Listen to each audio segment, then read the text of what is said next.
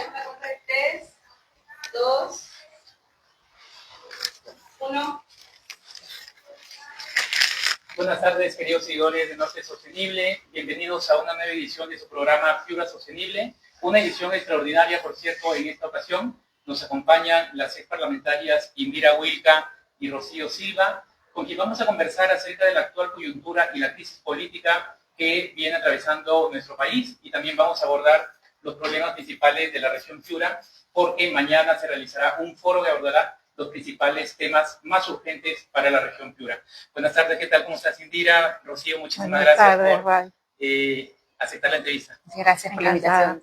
Muy bien, bueno, estamos transmitiendo para todos nuestros seguidores a través de nuestras dos plataformas, el Facebook Live y el TikTok Live. Indira, bueno, como lo anunciaba y lo decía al inicio, estamos atravesando una crisis política nunca antes vista, ¿no? ¿Cuál es la lectura que tú tienes actualmente de lo que estamos viviendo todos los peruanos?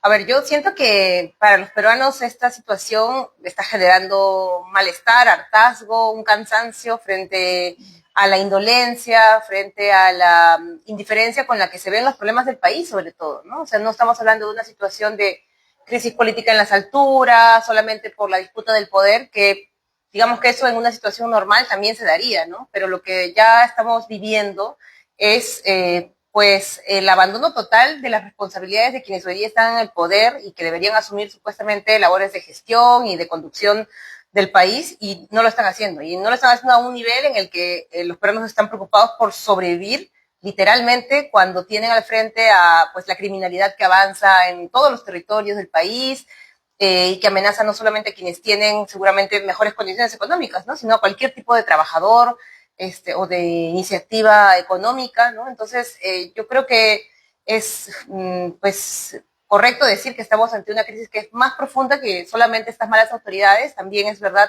que tenemos ya, hace muchos años, ¿no es cierto?, una conciencia respecto a que nuestro modelo de desarrollo, nuestro modelo económico ha permitido justamente este tipo de situaciones, ¿no?, de personajes que llegan al poder para favorecerse de manera muy particular o grupos económicos que están detrás. Eso también porque les es beneficioso. Y bueno, entonces la situación es realmente muy preocupante, y frente a ello pues toca actuar, ¿no? Rocío, ¿cuál es la lectura que tú tienes?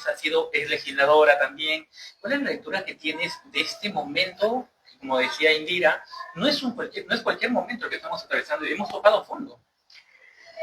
Bueno, siempre puede haber la posibilidad de que el fondo sea más bajo todavía, ¿no? Pero digamos que yo sí creo que estamos en una situación de policrisis, ¿no?, que además arrastra,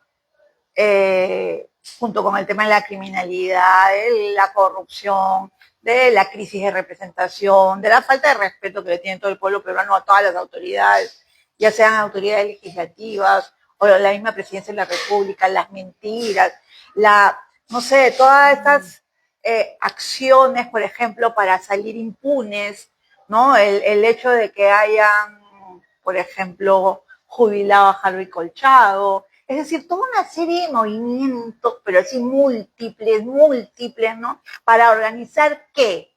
¿No? Para organizar qué? Las elecciones del 2026, ¿no? Y a las elecciones del 2026 nos vamos, ¿no?, con este aviso de que, ojo, las riendas, digamos, de esta mafia, digamos, fujiacuñista, por decirlo de alguna manera, están cada vez más sólidas en el poder, con más recursos, con más laberintos, construyendo más laberintos, caminando hacia el 2026, ¿no? Y eso, bueno, es grave, ¿no? ¿Coincides tú, Indira, en que hay ciertos grupos políticos que intentan perpetuarse en el poder? Estamos hablando ya, o sea, hablamos de una dictadura, pero de perpetuar una dictadura, o sea, ¿cómo miras tú el futuro a nivel político? A ver, yo creo que lo que se está dando por parte, sobre todo de los partidos que están en el Parlamento, ¿no? Porque son ellos quienes hoy día están configurando cómo realmente se gobierna, ¿no? Porque hasta la señora Boluarte, creo que para mucha gente también es claro esto, que no es una persona que tiene una capacidad de decisión propia, ¿no? Está ahí, como algunos dicen, ocupando palacios simplemente, pero en la medida en la que sabe que no tiene un Congreso que va a estar detrás de ella, ni haciéndole control político en el mejor de los casos, ni tampoco amenazándola con vacarla, como en el caso de otros presidentes, ¿no? Entonces, estos partidos que han decidido mantener a un personaje nefasto como la señora Boluarte, que no gobierna nada, salvo para ella protegerse de las acusaciones que tiene en su contra o para defender a su familia, que también está involucrada en temas de corrupción. Su hermano, de hecho, es ahora una persona que ha estado con prisión preventiva o con un mandato de prisión preventiva. Entonces, son estos partidos los que han decidido sostener toda esa situación. Y va a haber un momento en el que, claro, se van a tener que enfrentar a una situación de un contexto de elecciones, y yo creo que para la mayoría de peruanos también es claro, es que no están dispuestos a competir limpiamente, ¿no? Creer que van a simplemente decir, bueno, estamos en un momento electoral o preelectoral, a ver, compitamos, a ver que la gente decida, a ver que la gente haga su evaluación de cómo han sido estos últimos 2 años y medio, casi 3 años, pues evidentemente no va a ser así, ¿no? Entonces es gente que sabe que es parte del Congreso de la República más rechazado de la historia, y lo podemos decir nosotros que hemos sido parte de parlamentos también en crisis, pero hoy día estamos ante un parlamento que ya ni siquiera está en el margen de error, ¿no? No tiene ni 3, 4, 5% de aprobación. Eso es algo que no se había visto y que no se puede normalizar, y que no es una invención ni de la prensa, ni de un complot comunista, ni... Vas a salir a la calle y preguntar a la gente qué opina del Congreso, ¿no? Y por otro lado, que tiene también a un personaje como Boluarte muy desprestigiado, ¿no? Entonces no es algo que ellos van a poder hacerle frente por sí mismos, ¿no? Entonces están intentando, sí, ya lo hemos visto en los últimos años, ¿no? Optar instituciones que son clave. Han optado el Tribunal Constitucional, y por eso el Tribunal les ha dado algunas sentencias favorables para leyes inconstitucionales que han ido dando. Ahora la puntería la tienen en el sistema electoral y van a debilitarlo hasta donde puedan, ¿no? Y para evitar qué cosa, que lo que se exprese sea justamente la voluntad popular. Y hoy día lo que la gente a uno le dice en las calles es que está cansada de esta situación, que está harta de estos partidos mafiosos, del fujimorismo, de los señores Acuña, del señor Cerrón, ¿no? Y sobre todo de su forma de gobernar, ¿no? Que finalmente ellos pueden intentar engañar a la gente y decir que es un gobierno de la señora Boluarte, y la señora Boluarte fue elegida por la izquierda, pero la verdad es que no se sostendría ni un minuto más en el poder este personaje como Dina Boluarte, que es responsable de masacres a personas que han protestado, que es responsable, si tiene en su contra un conjunto de investigaciones por corrupción, si no fuera por el favor de ellos, ¿no? Entonces, claramente hay un ánimo de sostener hasta donde se pueda su estancia en el poder, de perpetuarse más allá, seguramente también torciendo las reglas de juego, incluso intentando afectar las elecciones, ¿no? Solamente para evitar luego responder ante la justicia. Mucha gente le gustaría que, si hay tantos congresistas denunciados por hechos de corrupción, pues que vayan ante el Poder Judicial y que sean sancionados. Mucha gente se pregunta, ¿y por qué los congresistas tienen privilegio de no responder a la justicia? ¿Por qué hay congresistas que reciben doble sueldo, que han sido denunciados por el fiscal de la Nación? ¿Por qué hay congresistas que pueden estar involucrados en situaciones de violación sexual, de redes de proxenetismo, y no les pasa nada? Bueno, es porque se han puesto de acuerdo para que la justicia no los alcance, ¿no? Y entonces yo creo que el escenario que se va a venir con el proceso electoral es una oportunidad, ¿no? Para intentar, pues, que estas personas que están hoy tomando el poder, pues salgan de él y más bien vayan a donde tienen que estar, que es rindiendo cuentas ante la justicia. Rocío, coincide también en que hay una suerte de normalización de toda la corrupción por parte del pueblo peruano en general, es decir, los ciudadanos de a pie dicen, mira, ya no se sorprende de cada hecho de corrupción, ¿no? De cada escándalo en el Congreso o del Ejecutivo. ¿Cómo salir de ese punto? ¿Qué alternativas tenemos o qué esperanza pueden tener los peruanos de cara también a un proceso electoral que viene pronto? Mira, precisamente por el tema de qué hacemos, es que nosotras con Indira, con Mirta Vázquez, con Ruth Luque, con Marisa Glave, con Irma Fluker, estamos preguntándonos eso, ¿de qué? ¿Vamos a esperar todo esto con los brazos cruzados? ¿No? ¿Qué hacemos? ¿Qué hacemos? Hay que hacer algo. Y precisamente para hacer algo, por lo menos algo, es que hemos organizado esta serie de debates por una democracia verdadera, ¿no? Y en verdad creo que uno de los elementos más terribles de todo lo que nos está sucediendo es que hay un descrédito de la democracia. Entonces la gente, bueno, ha habido una encuesta hace poco de Ipsos, ¿no? Que le preguntan a la gente, directamente la preguntan, ¿no? O sea, ¿usted votaría por alguien que es autoritario y no respeta los derechos humanos? Sí, 55%. Totalmente. Entonces, exacto, entonces es como, ¿para qué me sirve la democracia? A mí la democracia no me da de comer, a mí la democracia me llena de criminalidad, ¿para qué me sirve la democracia? Eso se pregunta a la gente. Exacto, entonces nosotros en esa línea decíamos, no, ojo, no podemos estar pateando el asunto para lanzarlo al foso del autoritarismo, porque del foso del autoritarismo no se sale indemne, se sale con muertos, se sale con heridos, se sale con personas discriminadas, reprimidas, torturadas. No queremos llegar a eso.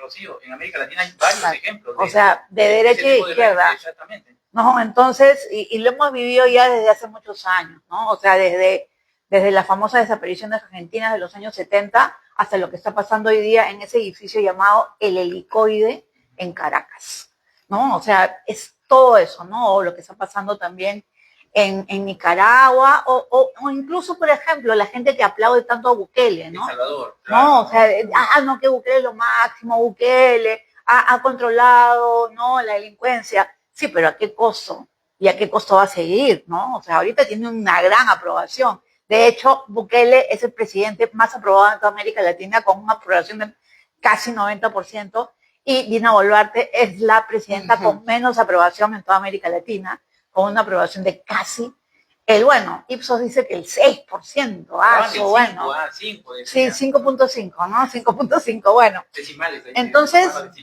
exacto, entonces frente a todo esto nosotros hemos decidido hacer estos espacios de diálogo. ¿Para qué?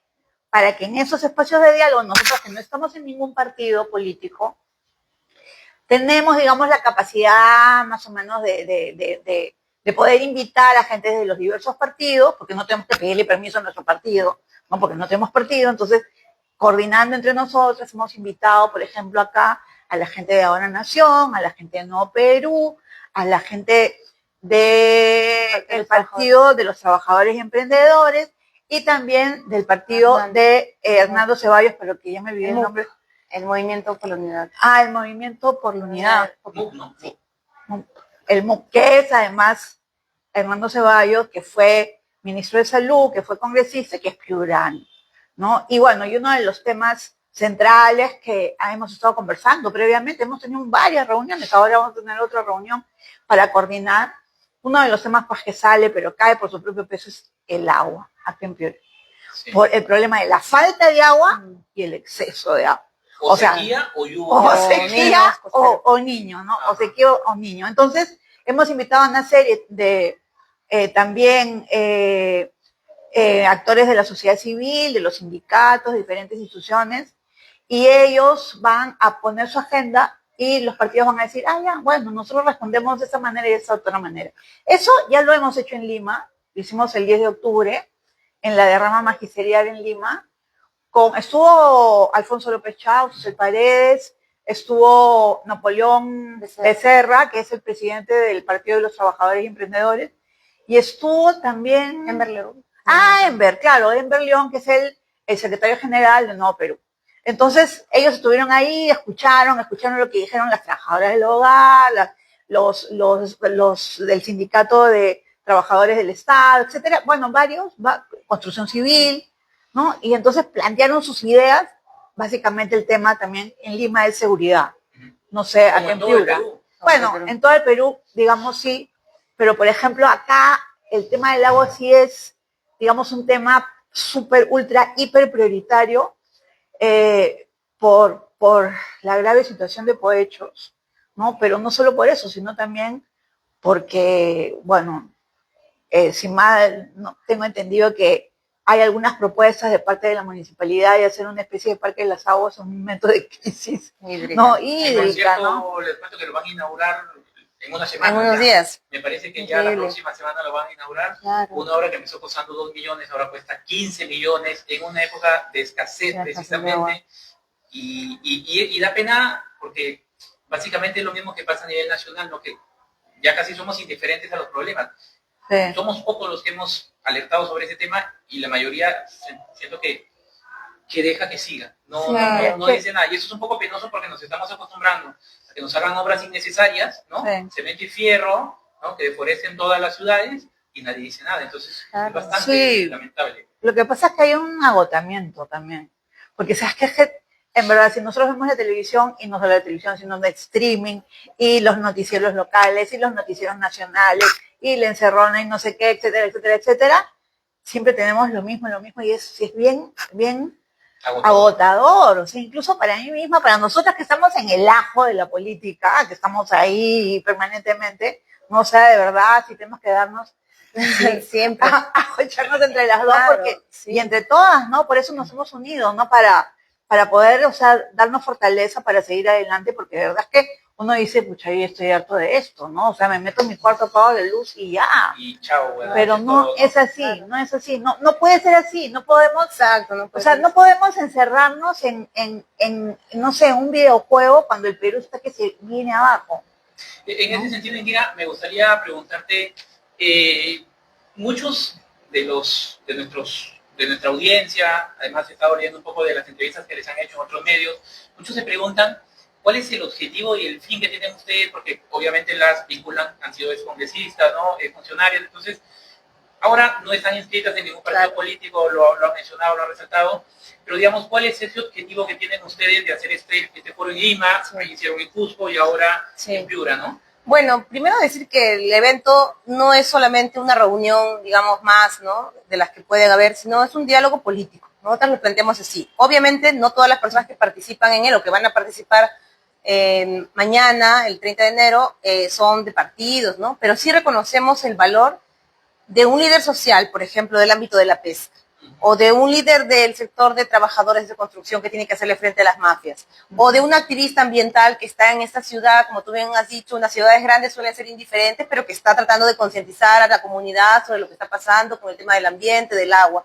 o de una agricultora en Tambo Grande, o de representantes de las juntas y usuarios. Su labor, claro, si bien es social, si bien es sectorial, si bien puede ser hasta reivindicativa, también tiene un componente político fuerte, porque muchas de sus acciones se van a encontrar con la respuesta, la inacción o la indiferencia de las autoridades, ¿no? Entonces, claro, los agricultores pueden tener muy clara su agenda y decir, bueno, lo que falta es mejor infraestructura para la agricultura y garantizar el agua y garantizar el crédito para los agricultores, pero si se encuentran con autoridades que no les interesa, ¿no es cierto?, esa problemática, pues ahí hay un problema y hace falta entonces dialogar políticamente sobre qué hacemos frente a esa situación de abandono, de indiferencia como la que hoy día estamos viviendo, porque la situación de desgobierno es generalizada.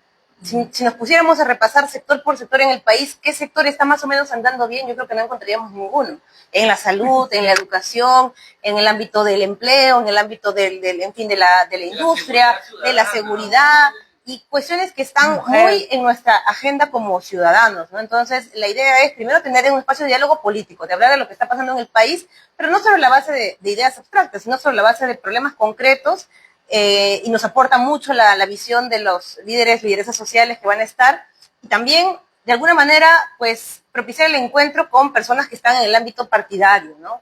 Nosotras, como tú decías, no estamos ahorita en un partido, pero sí nos reconocemos como personas que militamos políticamente, ¿no?, que estamos en colectivos o que somos activistas, y pensábamos que es necesario que haya también un diálogo con quienes están hoy día participando en partidos políticos, van a participar en el proceso electoral, porque, bueno, en principio porque creemos que no están habiendo esos espacios, ¿no? Ya tenemos hoy día una cantidad enorme de partidos inscritos, más de 40, pero mucha gente se preguntará, ¿y dónde están esos 40 líderes políticos de los partidos? ¿Por qué no se pronuncian por lo que está pasando? ¿Por qué no son capaces de decir cómo empezar a resolver el problema de la seguridad ciudadana, cómo empezar a resolver la situación económica? Claro, aunque no estén hoy día gobernando, pero su opinión, ¿no?, se supone que es necesaria que sea escuchada cuando estamos próximos a un proceso electoral, ¿no? Entonces, ¿por qué crees que hay ese silencio, Indira, de ningún líder político de los que vaya a participar o que se esté eligiendo como una figura de cara al 26? ¿Por qué no sale a pronunciarse? Y yo creo que en algunos casos, la mayoría de un buen grupo de estos partidos nuevos que ha surgido es por oportunismo, ¿no? Están esperando que, bueno, también es verdad que en el Perú las campañas electorales que inician, entre comillas, mucho antes, tienen el riesgo de también, pues, desgastar al candidato, ¿no? Ya, pero eso es un cálculo muy chato en un momento de tanta crisis en el Perú, ¿no? No se trata de empezar a hacer campaña, se trata de empezar a plantear ideas políticas de cómo se va a resolver los problemas del Perú. Para eso deberían haber partidos, pero lo que no hay realmente son partidos. Lo que hay es, pues, franquicias electorales o tiendas electorales que tienen su dueño propio, ¿no?, que tienen un dueño que es el que invirtió para la inscripción, el que tiene la candidatura ya asegurada, Y yo te digo que de esos 40, probablemente unos 32 o 34, o tal vez hasta 35 sean esa clase de partidos, ¿no? Partidos que son realmente tiendas electorales con dueño y que están esperando a ver que empiece la campaña en diciembre tal vez, una vez que ya se han inscrito, y ahí verán realmente si salen o no salen a decir algo, ¿no? Pero en otros casos hay mucha debilidad también, ¿no? En algunos otros partidos que yo creo que no son parte de esa misma mafia que está hoy día enquistada en el poder, pero hay mucha debilidad, ¿no? Hay mucha todavía falta de repente de fuerza para salir a debatir públicamente, a plantear las cuestiones, ¿no? ¿Cómo es posible que, por ejemplo, ¿no? Los ministros de la señora Boluarte salgan a decir o declaren cuando se les pregunta por problemas específicos que vive hoy día la ciudadanía en el Perú, pues digan cosas que ya ni siquiera es que sean incompetentes, es que son realmente indignantes las respuestas que tienen, ¿no? El señor Manero, el ministro de Agricultura, sale a hablar sobre el problema que ha habido de sobreproducción de mango, a decir que por favor ya no cultiven 3 años el mango porque pues ya no sirve, ¿no? Cuando cualquiera que sabe cómo es la dinámica en el campo, Piura es una región pues emblemática del mango. A ver, díganles que dejen de producir un cultivo que es no solamente emblemático, sino que es uno de los que les da ingresos pues a los agricultores de acá, porque la tierra además tiene condiciones que permiten eso, porque el clima lo permite, o sea, no es que yo cultivo lo que me da la gana en cualquier lugar, pero la respuesta de un ministro de Agricultura no puede ser esa. Claro, puede ser efectivamente sentarse con los productores a pensar cómo afrontar la situación que va a haber de crisis climática en los siguientes años, que va a generar en algunos casos sobreproducción, en algunos casos va a generar falta de capacidad, ¿no es cierto?, para producir por las sequías, pero es planificar en función de la realidad, no en función de tu majadería, ¿no? Y esas declaraciones pasan desapercibidas y no hay nadie que responda.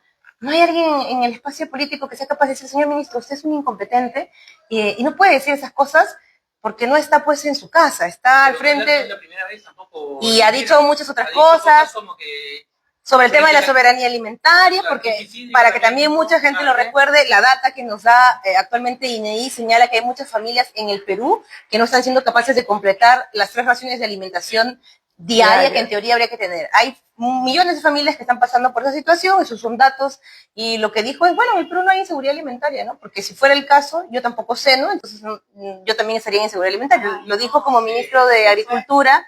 Entonces es la banalidad en el poder, ¿no? Estamos frente a gente que, yo, como te digo, ya no es un tema de competencias, ¿no? Si es incompetente o no competente, es simplemente que no les interesa y hemos dejado pasar mucho, ¿no? Ese tipo de actitudes, lo mismo con el ministro del Interior, ¿no? Declarando que ya más o menos el Perú es un paraíso de la seguridad y que no hay bandas y que las cifras, por ejemplo, que da, que es ya estamos ya no hay agua y que, por ejemplo, las cifras que da el SINADEF respecto a las personas asesinadas o fallecidas por asesinatos son cifras que no son tan confiables y que él tiene otras cifras, ¿no? Entonces, bueno, también, ¿no? Es esa renuncia a ver la realidad, ¿no? Entonces, yo creo que frente a todas esas cosas, sí hay una exigencia a que los actores políticos se pronuncien, también traten de articularse, porque no es pensar desde el ego, ¿no? Que cada uno de estos 40 partidos va a ir a una elección, cada uno por su lado, sin tratar de pensar en un mínimo de articulación o de alianzas programáticas o de coincidencias, o sea, eso es hacer política, ¿no? Entonces entendemos que sí hace falta también, y ojalá que el foro pueda propiciar eso, que partidos políticos que puedan tener coincidencias programáticas, pues se acerquen mucho más, que se planteen una hoja de ruta común, un documento programático común que contenga los principales problemas del país, que les sea útil escuchar a los líderes sociales, que también pues en cada región tienen sus propias dinámicas, ¿no? Rocío contaba que hemos estado en Cusco y ahí hay una demanda distinta tal vez, en algunos temas coincidente, pero el agua también y la situación, en fin, del agro, pero Piura también tiene sus propias características como región, es una región muy productiva, altamente productiva, y eso es una pues enorme potencialidad, pero al mismo tiempo es una región donde se nota totalmente la desigualdad, ¿no? El acceso al agua no es solamente porque no hay o porque faltan reservorios, es porque la mayor cantidad del agua que se usa acá se usa para la agroexportación. Entonces hay gente que no tiene agua para tomar, ¿no? Agua potable, y hay productores que producen los alimentos que consumimos aquí en el Perú, y que no tienen agua para sus cultivos, pero sí hay agua para la agroexportación. La Autoridad Nacional del Agua sí les entrega a ellos licencias de uso de agua sin ningún control, sin ningún estudio, sin ninguna evaluación de cuánto va a impactar eso.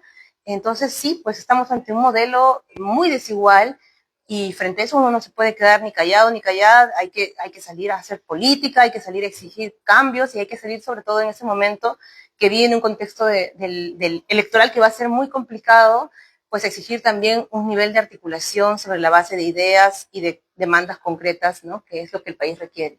Rocío, hablemos un poquito sobre inseguridad ciudadana ahora, ¿no? Todo lo que está haciendo el Congreso, promulgando leyes para favorecer bandas criminales, ¿no? Para favorecerse ellos mismos. ¿Cómo salimos o qué planteamos? ¿Qué alternativas tenemos frente a todo esto que viene haciendo el Congreso en un claro retroceso en la lucha contra la delincuencia?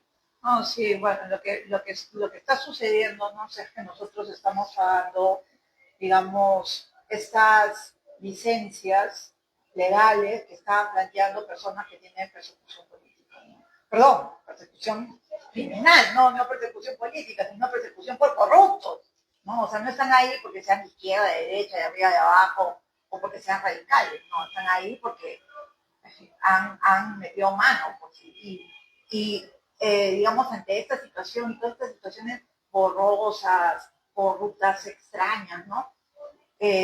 No hay una entereza política, ¿no? Y además, o sea, la verdad es que el paquete es bien grande, es inmenso, pero claro, para poder ver la situación hay que comenzar a, digamos, organizarlo bien, ¿no?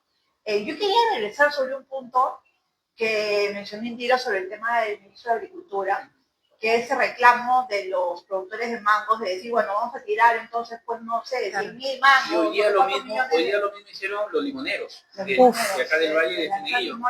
A la carretera lo han lanzado y frente a una empresa agroexportadora que les compra el limón a ellos, pero se lo está comprando a precio bajísimo, lo mismo que está pasando con el mango.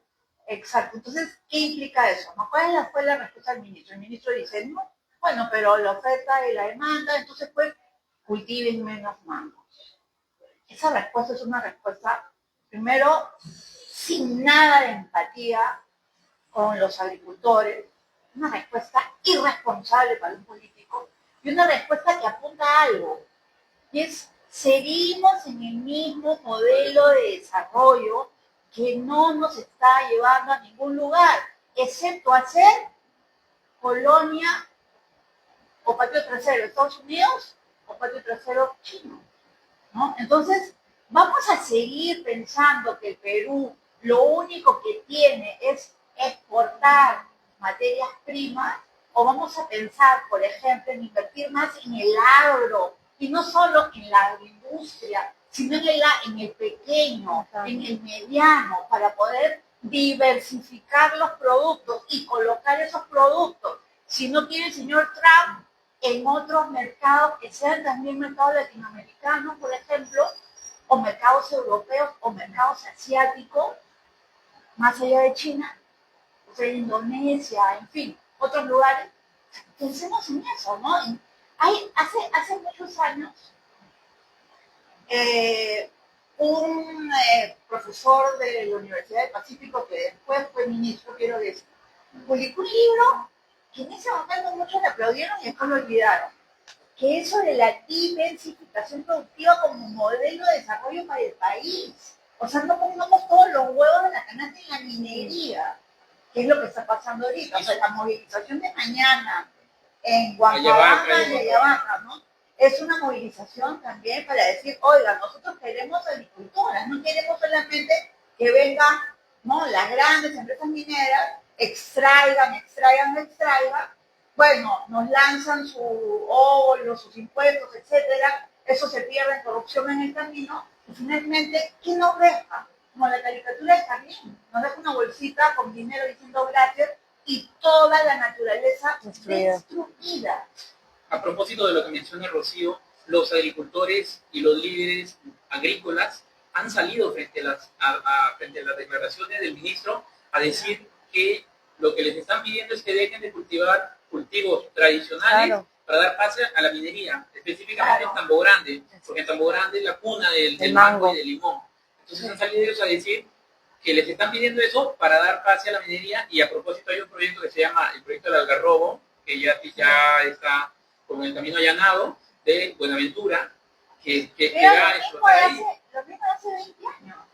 O sea, la misma situación de hace 20 años en Campo Grande, con la misma propuesta minera y la misma campaña que sacó en ese momento, que me acuerdo clarísimo, que decía, sin limones no hay ceviche, y por eso hay que promover la agricultura de los pequeños y medianos propietarios. Bueno, estamos volviendo a repetir el ciclo. Porque es que es verdad, claro, yo entiendo, miren, las grandes empresas mineras tienen una prospección de 20, 30, 40, 50 años. Nuestra prospección como políticos incluso es de 10 meses, ¿no? Entonces, o sea, de verdad no podemos seguir así. Tenemos que tener también esa propuesta de un cambio. Yo sí estoy totalmente convencida de que necesitamos hacer un cambio de modelo de desarrollo. Porque fíjense, yo que soy la más antigua de todos los presentes en este recinto y seguro los que nos están viendo, me acuerdo clarísimo que cuando yo empecé la universidad y era chimbola, lo primero que entraba en el curso de economía era el cuestionamiento a las exportaciones no industrializadas de América Latina. En Latinoamérica se había dedicado a producir caña de azúcar y algodón, aquí también en Piura, ¿no? Algodón, y no se hacía textiles, por ejemplo, ¿no? Entonces hubo un cuestionamiento muy fuerte y se dijo, no, lo que tenemos que hacer es industrializar. Estoy hablando de hace muchos años. Bueno, 40 años después, seguimos en lo mismo. regresamos a lo mismo. O sea, con los mismos cuestionamientos desde 40 años. Entonces, no estamos aprendiendo, yo creo, estoy convencida de que América Latina es el continente del futuro. Europa ya fue. Estados Unidos está caminando hacia su tumba. ¿Y quiénes estamos produciendo, creando? O sea, como lo que decía Petro, la verdad, bueno, exageraba un poco, ¿no? Pero usaba Petro y decía, ay, Colombia es el país de la vida, de las mariposas amarillas, de la creatividad.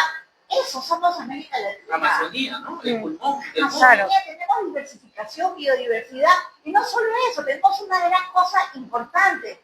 Una sola lengua en la que nos estamos comunicando. Claro, hay múltiples lenguas, el aymara, en fin, aguajún, etcétera, pero tenemos esa lengua franca que es el castellano, que no tiene en Europa. Cada pedacito no tiene su propia lengua. Entonces, deberíamos aprovechar todo este potencial que tenemos y pensarnos como grupo latinoamericano impactante e importante, y si vienen a amenazarnos, decirles, bueno, señores, tranquilos, no nos amenacen, ¿no? Así como ha dicho también la presidenta de México, Claudia Sheinbaum, ¿no? Ojo, ahí, pare usted, señor, pare, no se ponga a moverse, que suele estar parejo, ¿no? Y la verdad es que sí hay esa posibilidad. Yo sí estoy convencida de eso, o sea, no para, quizás yo no lo vea, pero probablemente lo verán las nuevas generaciones, porque estoy convencida de que somos súper creativos, somos muy resilientes y somos muy productivos. Entonces lo que necesitamos es controlar que la desigualdad, mayor acceso a la educación, ¿no? O sea, nosotros los que estamos aquí ahorita en ese espacio, o sea, hemos podido, digamos, tener algún tipo de profesionalización por el acceso a la educación. Pero ¿qué sucede con esos niños y esas niñas que no pueden llegar ni siquiera a tercero de primaria? ¿No? O sea, que no pueden, digamos, integrarse, que no pueden integrar su cultura, o que además son violentados como las niñas aguajón de Condor Candy. Efectivamente.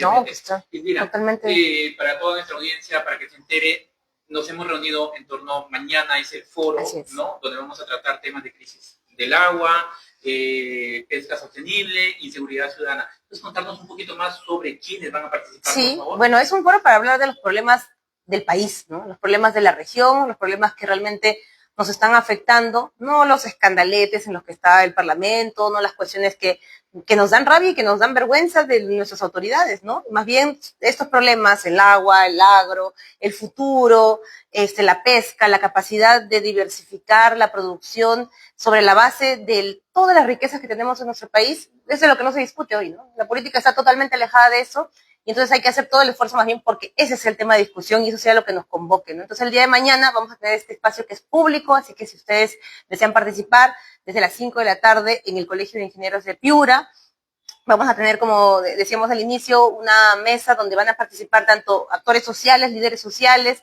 del ámbito de la pesca. Nos va a acompañar Carlos Tepilquén del gremio de pescadores de Cabo Blanco, después el señor Abel Colquepisco también de la Federación de Construcción Civil de Piura, una lideresa ambiental joven que es Flor Campos, que también está muy activa justamente en la problemática aquí en la ciudad, una compañera que es lideresa de la Asociación de Mujeres Agricultoras de Tambo Grande, también va a ser presente, el señor José Pingo, que es parte de, o ha sido parte de la Junta de Usuarios de Sechura, que también es uno de los panelistas, no sé si me estoy olvidando de algo más, creo que no, en los líderes sociales, ¿no? Entonces hay una variedad de personas que están vinculadas a un espacio concreto, organizado, sobre una actividad, sobre una problemática que es importante para la región y sobre la cual, o sea, hace falta no solamente conocer más, sino escuchar mucho más.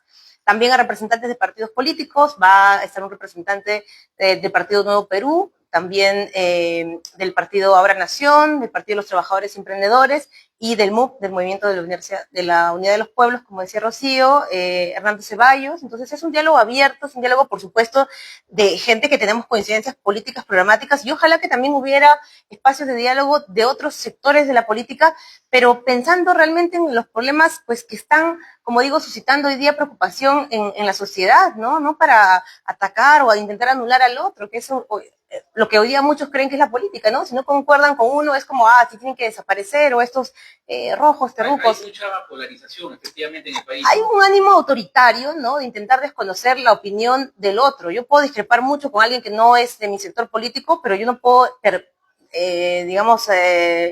que voy a eliminar su existencia en lo público, ¿no? Y que voy a anular su forma de pensar. Pero lo que hace falta sí es discutir, bueno, ¿qué plantean? ¿No? ¿Cuáles son las banderas que levantan?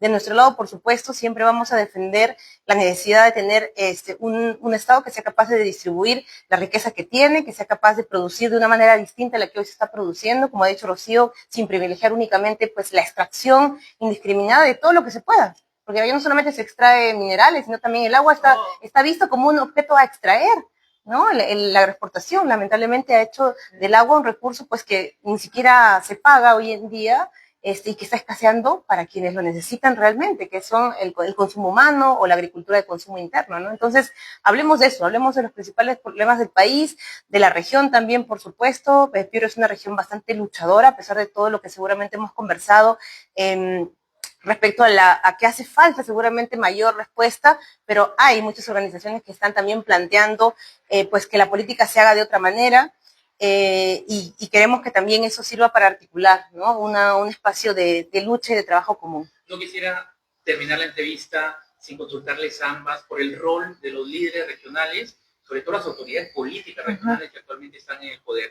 Quizás no conozcan a detalle, pero ustedes han estado en Cusco, ¿no? Que conocen varias regiones del Perú. ¿Cómo ven el papel en general de los líderes regionales frente a esta problemática que estamos mencionando? El agua, la inseguridad ciudadana, la pesca sostenible, y temas ambientales. ¿Cómo lo ven? Bueno, algo que es común y tal vez es transversal a estos problemas que tú has mencionado y que sobre todo nos lo dicen mucho líderes sociales es la corrupción. O sea, muchas de estas cuestiones, a veces los espacios organizados en la sociedad las dicen, las repiten 1 y 10 veces en reuniones frente a las autoridades, pero resulta que al final, ¿no? Por razones de la corrupción, terminan frustrándose iniciativas, proyectos, en fin, necesidades que son urgentes, ¿no? Entonces hay una cuestión, sí, muy vinculada a la corrupción en toda la política, ¿no? Pero claro, a veces las autoridades que uno tiene más cerca son las que uno puede, pues, evaluar más en detalle, ¿no? ¿Qué cosas está haciendo con los presupuestos? ¿Qué cosas está haciendo con lo que tiene que ir para infraestructura? ¿Con lo que tiene que ir para el desarrollo económico local? Creo que ese es un tema. Y lo otro es la mirada todavía muy estrecha respecto a qué cosa hacer desde los gobiernos pensando en el futuro. No pensando en lo inmediato solamente, no pensando en el futuro, ¿no? Ahora hablamos mucho del agua y muchas personas nos decían, sí, efectivamente falta una mayor inversión, hay proyectos de inversión de infraestructura hídrica que están paralizados por la corrupción, por la dificultad de que el gobierno central transfiera los recursos, pero no es solamente pensar en tener agua en los reservorios, sino también pensar en cómo esa agua tiene que protegerse desde sus fuentes de origen, ¿no? Y eso nos está pensando, la protección de los bosques, la protección de los páramos, el garantizar que el agua sea un recurso estratégico, además, para el futuro, es algo que no está en la mente de las autoridades, ¿no? Y yo creo que esa es una visión que lamentablemente la mayoría de quienes llegan al poder tienen, ¿no? Rocío. ¿Tú qué piensas sobre el rol de las autoridades políticas regionales? Mira, dentro de todo, fíjate, estaba revisando bien la encuesta de Ipsos y o sea, la opinión pública, digamos, sobre el tema legislativo y sobre el poder ejecutivo es pero brutal, ¿no? Pero sobre los temas regionales no. O sea, a pesar de que, digamos, los gobiernos regionales puedan ser diferentes, no tan buenos, etcétera, de todas maneras, o sea, incluso, por ejemplo, el alcalde de Lima, que es bastante repudiado, pero tiene, o sea, un 34% de aprobación. O sea, en comparación con el 3%, ¿no? Y estaba viendo otros gobiernos regionales y veía que había, digamos, un mayor equilibrio, ¿no? O sea, por ejemplo, ¿qué te digo? 20% de aprobación, 80% o 40 y tantos por ciento de aprobación, etcétera. Entonces, yo siento que en los gobiernos regionales todavía la política es posible de hacer desde una perspectiva con un mejor monitoreo, ¿no? Pero sí, o sea, lo que está pasando en el legislativo y en el ejecutivo no tiene salvación de Dios, pero sí lo que está sucediendo en los diversos gobiernos regionales, a pesar de que los alcaldes o los gobernadores sean malos. O sea, a pesar de eso, todavía hay como la posibilidad. Hay más expectativas. Porque la gente